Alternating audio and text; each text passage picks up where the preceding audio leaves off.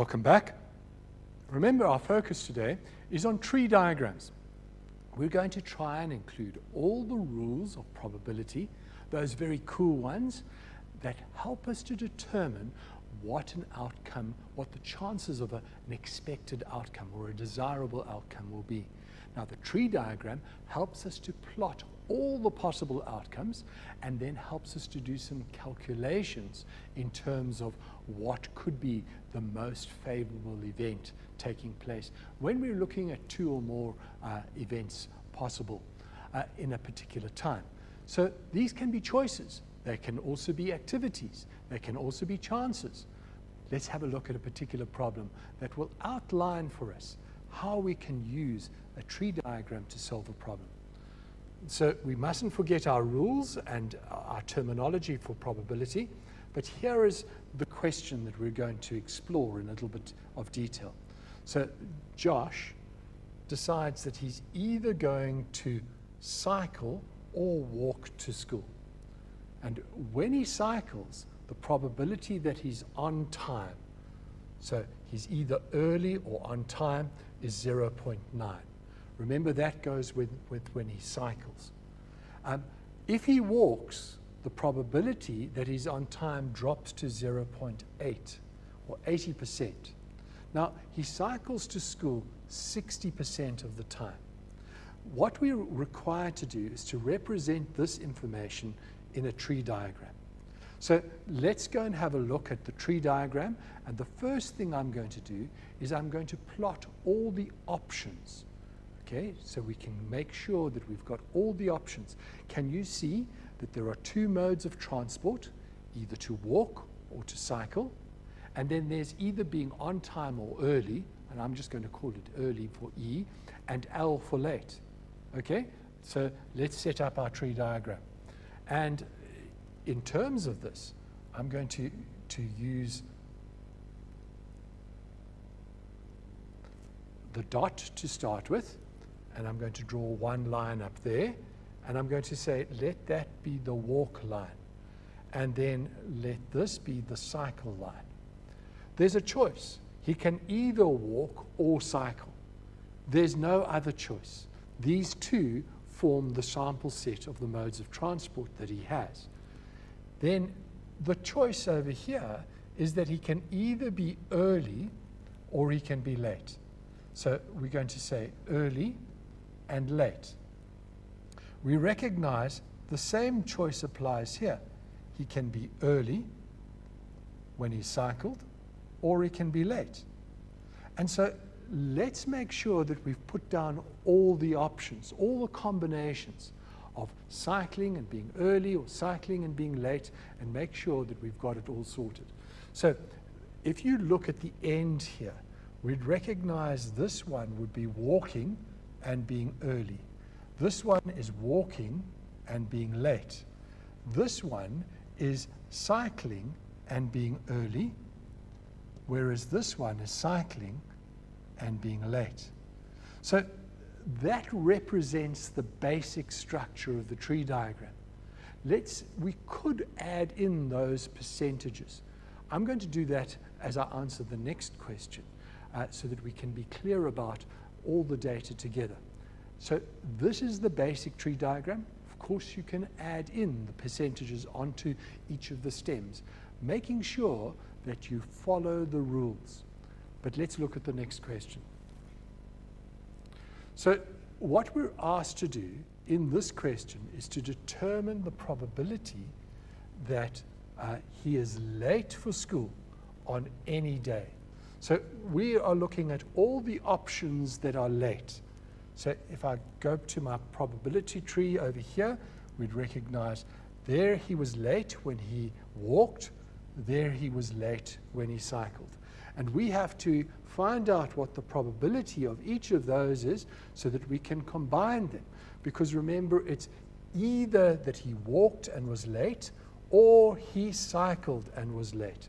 And so really what we're looking for here is the probability of walking and late or cycling and late.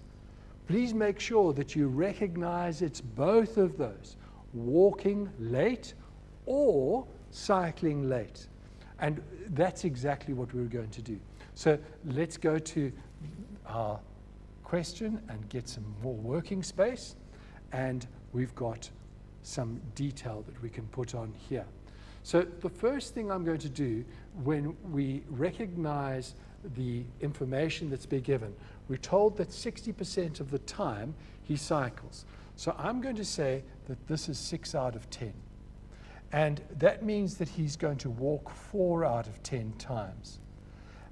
We recognize that he is on time, so he's early, 90% of the time, or 0.9 when he cycles. So when he cycles, he's early 90% of the time. So we're going to say the early choice here is 90%, and the late is going to be 0.1%. We recognize that when he walks, this early drops to 0.8%, and the late then must increase to 0.2%.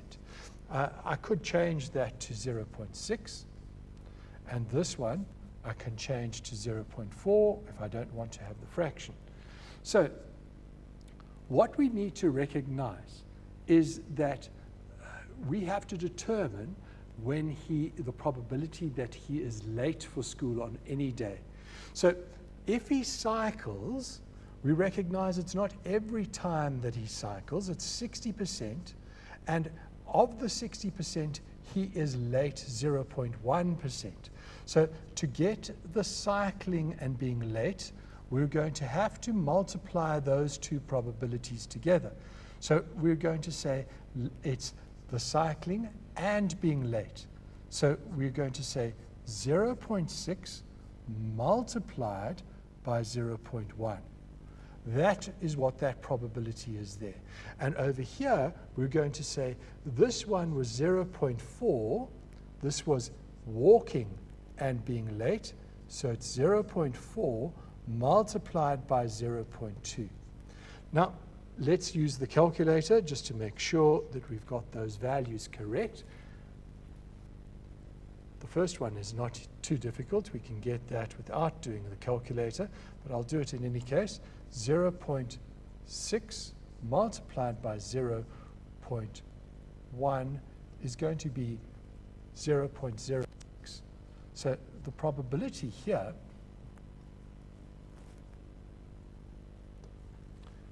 is 0.06. Let's do the other one.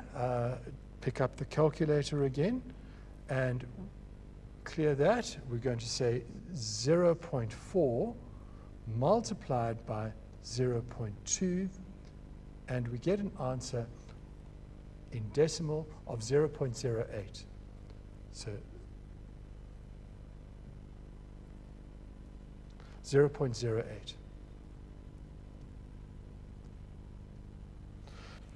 Now remember what we were saying earlier, that we want to calculate for any day.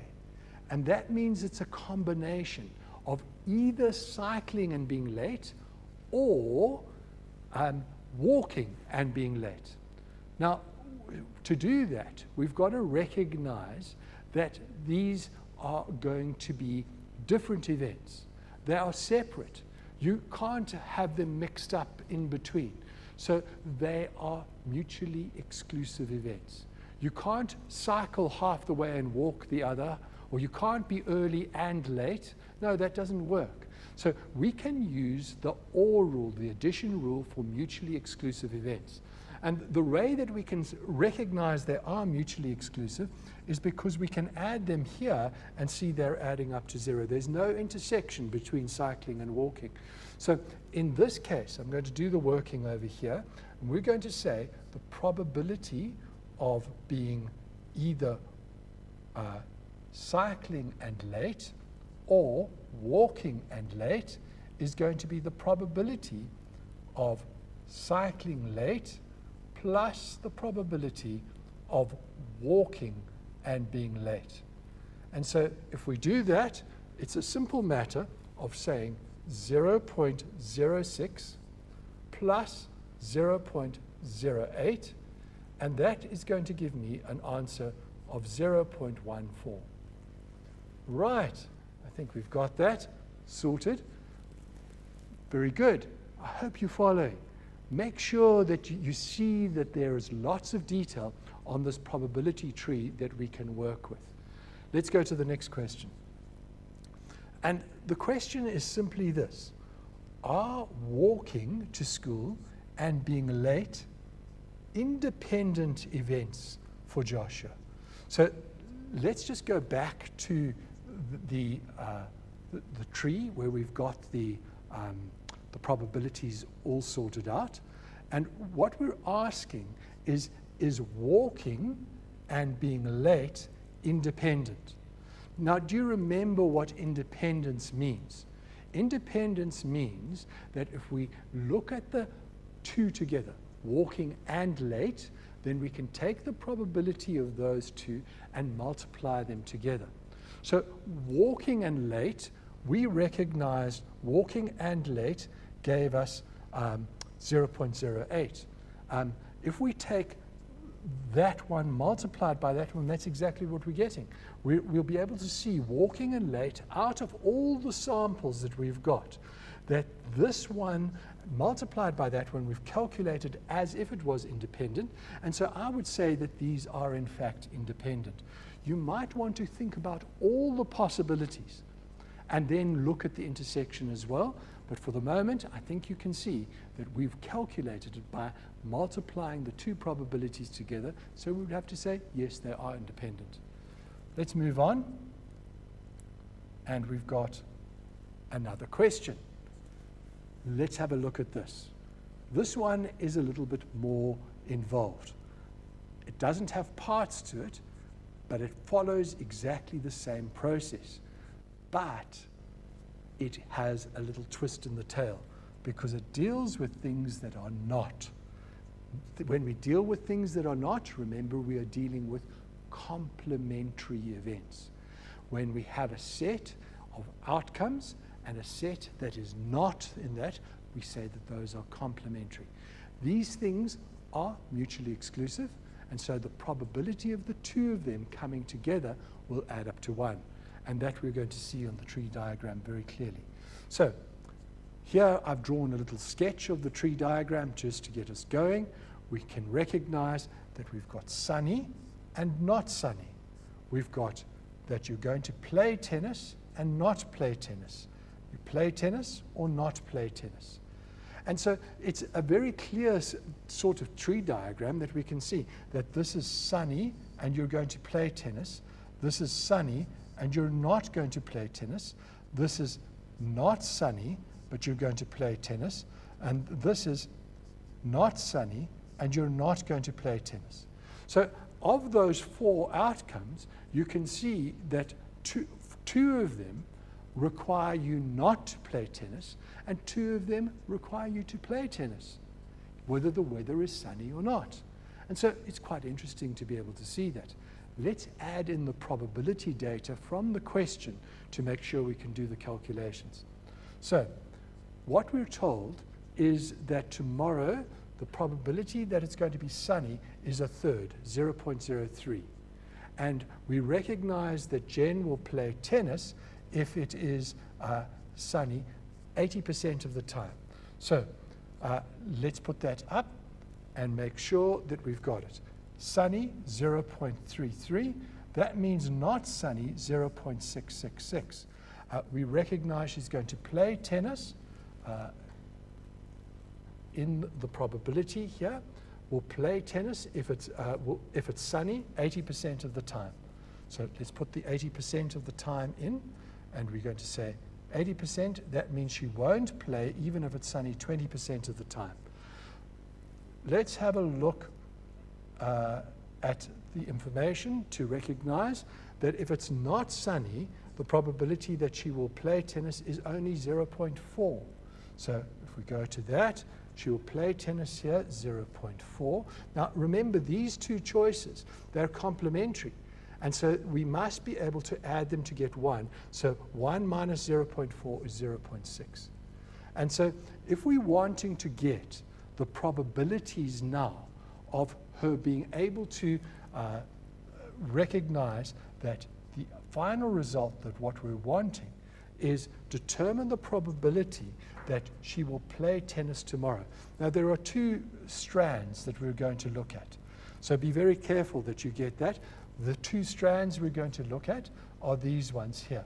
The ones that are that, and this one that follows that.